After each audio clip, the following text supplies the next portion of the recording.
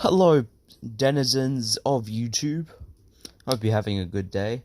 So, I've recently watched the sequel to probably one of my favourite movies of all time, Guardians of the Galaxy. It is a movie known as Guardians of the Galaxy Volume 2. Now, some sequels feel unnecessary. They don't add stuff. They don't make it better. However, there's such a thing known as a perfect sequel. If you want someone who can tell you all about perfect sequel, this guy called, say, Fearless Productions, he made a review on Shrek 2 explaining it beautifully. So go check that out if you want to hear about it. However, for me, Guardians of the Galaxy Volume 2 is a perfect sequel. It's the best. Alright, let's get into the plot. So this time, a ragtag group of adventurers have their leader, Star-Lord, has found his father, Ego. And they're also being chased down by the Sovereign and Taserface. Other than that, no, it's mostly about Ego. So I'll just get into the characters, because, you know, it's an MCU movie. I'm not saying the plot is bad, I'm just saying it's simple. And that's what it needs, because it's more of a character-driven story. So, let's get into it. The characters. All the characters from the past movie, except for Ronan, because he kind of exploded, are so good in this one. Star-Lord has a new motivation throughout the movie. And I remember not liking spoiler territory, how at the end he just kind of was a bit too passive. But no, rewatching it, it was quite, it was good. He wasn't passive. It was best. Gamora, she was working to overcome her bad history with Nebula. Nebula's so good in this movie. She's got a personality. She's finally kind of doing stuff. She saved Gamora. But if you think she's pretty good in this movie, just wait till we review Infinity War. Then, yeah, oh my god, my Infinity War review character section is going to be like 10 minutes long, 'cause there's a billion characters in them. Anyway, yeah, Rocket, he learns that he's quite similar to Yondu. Also, Yondu is probably my favorite character in this movie. He has he has a really good action scene with Baby Groot. And it's great. I love Ronan. Yondu, not the villain. Yondu, there are a lot of, as the MCU is to do, that kind of rhymes. There are lines at the beginning that, when you rewatch the movie, are quite beautiful. And there are some lines that, if you watch it for the future movie, like especially Infinity War, they'll just break your heart. It's so beautiful, especially the ending. It took my breath away. Everyone having a one line, talking about everything, wrapping up all their stories. I loved it. It was beautiful. Let's talk about the new characters. First, we got the Sovereign Queen. And it was so boring. I don't know, she just seemed unnecessary to the story. She was like a secondary villain. which was terrible. This movie did not need another villain. It already had two great ones. Well, okay, maybe one great one, but then one just kind of mediocre one. I don't know. However, in the post-credit scene, they did mention, well, they kind of showed that she'll be important to the future of Guardians of the Galaxy. So I guess maybe they're setting her up for a future villain role, but... Next we got Taserface! I like him. I just feel like he's a little one-sided. Like, why does he want a mutiny now? Why is he saying he's gone soft? That's what the guy in the past movies said. Peter Quill is literally his son. Like, I don't know.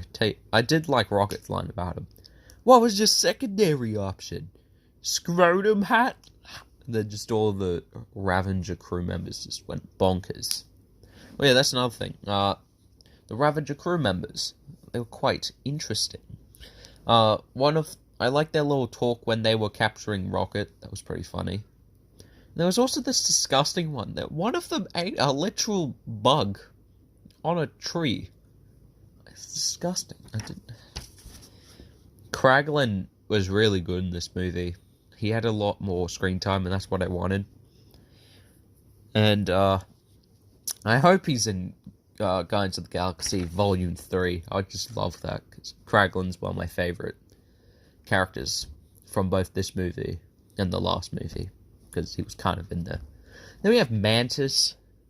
She has some cute lines with Drax. Yeah, Drax. In this movie, Drax is probably my favourite character. He has so many beautiful lines about him and talking to Mantis. I really liked it. But yeah, without Drax, although they're together a lot, and it's quite cool to see them have like a bond. I like that. But then there's the man, the myth, the legend. Probably in the same villain league as freaking Thanos, we have Ego. Now you see, Ego is amazing. He develops into a villain just from like a different point of view. Sure, he's a twist villain, but he's done it in such a way that it's so much better than a lot of other, Pixar and, well, a couple of Disney villains and some Pixar villains. This is definitely my favorite twist villain, because, Ego's... And the whole time, he's also very funny. And, like, his fight scene at the end is the best. Yeah. So, the characters are amazing, and I love them. Next, we got the music. It's the same as before. They're the best. I love the music. It's the kind of stuff that gets your foot pumping, tapping, a whacking. And they even do a music, like, they do it twice for effect. I have never seen that in an MCU movie. Like, this MCU movie has a message, and it's got, like, all this stuff. It's so good. Then you got the locations are quite amazing. You got the Sovereign World, how it's all nice and clean, which makes sense. You got the Forest World.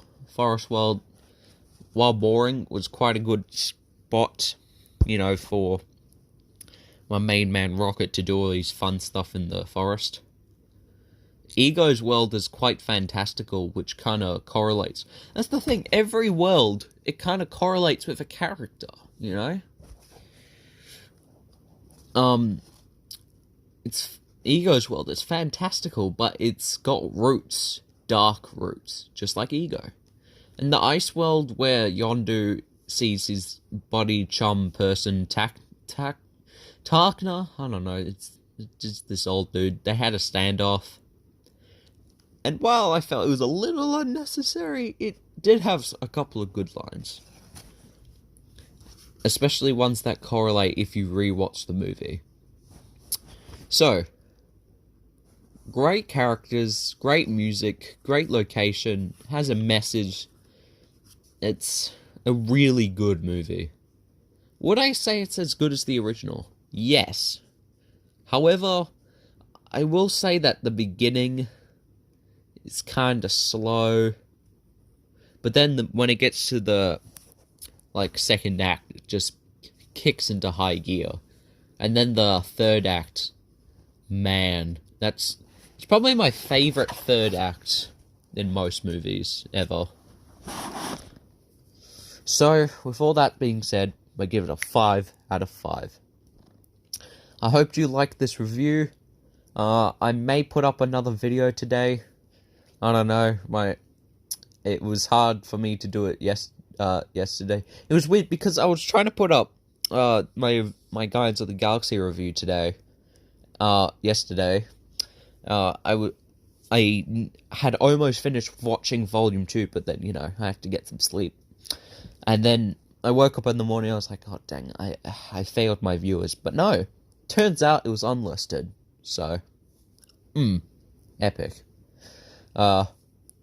So I'll try and get up another video today. Try to. It'll be a review on something I'm interested in, but I have no idea what to expect. So, if another video comes out today, another video will come out today. If it doesn't, Anyway, hoping you're all having a good day, and remember to wash your hands.